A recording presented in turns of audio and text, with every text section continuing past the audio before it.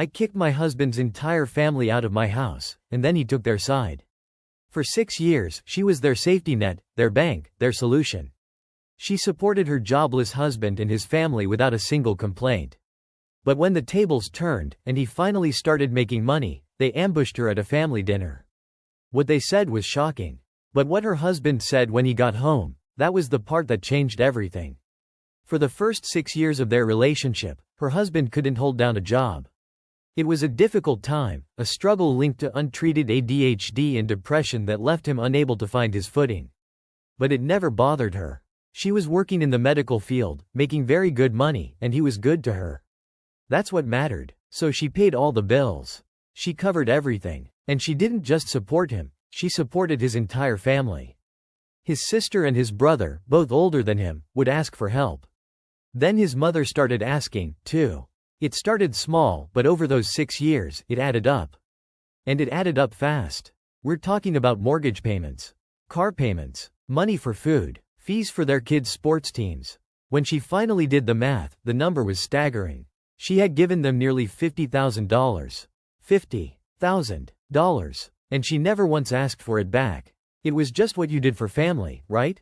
For 6 years, this was the dynamic. She was the provider, the one everyone turned to. Her husband knew it wasn't right. He had even told her to stop helping them, but she had a generous heart and couldn't stand to see them struggle. But then came the moment that shattered the illusion. The moment the generosity curdled into resentment. Her mother-in-law showed up on her doorstep one day, unannounced, for what she called a family meeting. She explained that one of the other families was in trouble and needed money for lawyer fees. The whole family, she said, needed to chip in. The storyteller, wanting to help, handed over $3,000.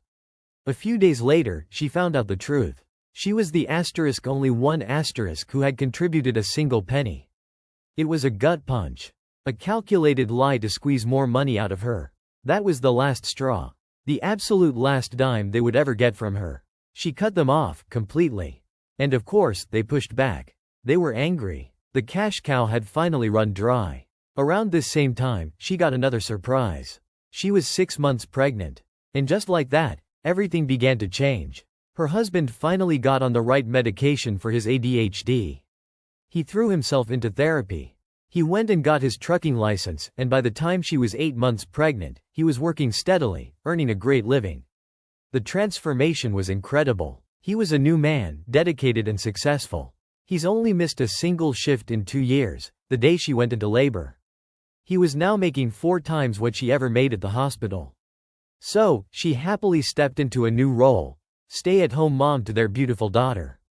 For 2 years, life was good. They were a happy family. But his family, they went quiet.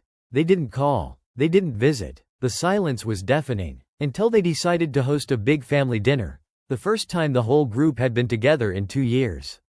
The evening started out fine. Laughter, food, catching up.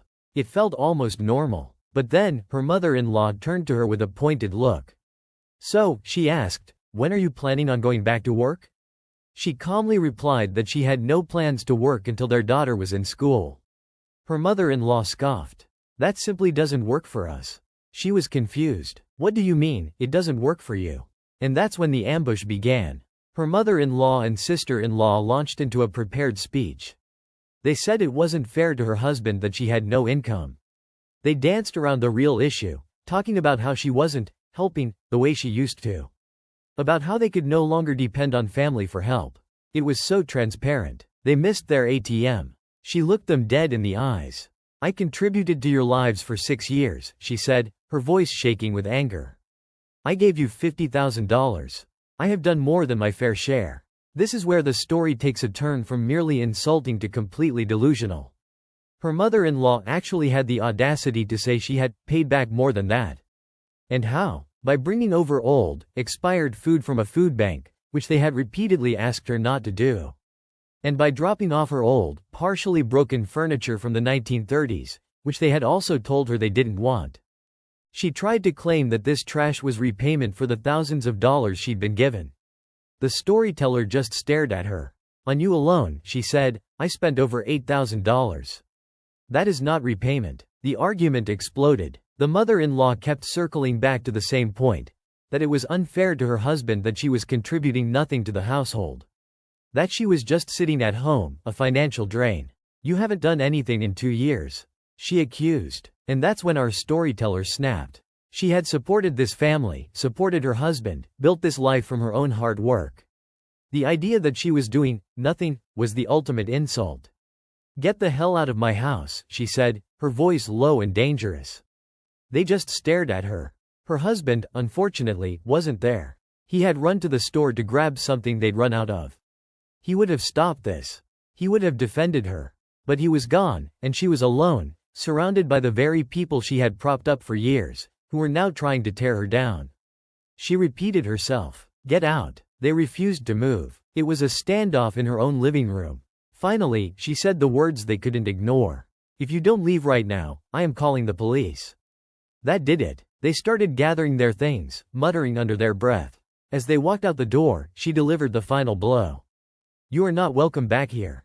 We are done." They were gone by the time her husband got home. She was shaking, a mix of rage and hurt coursing through her.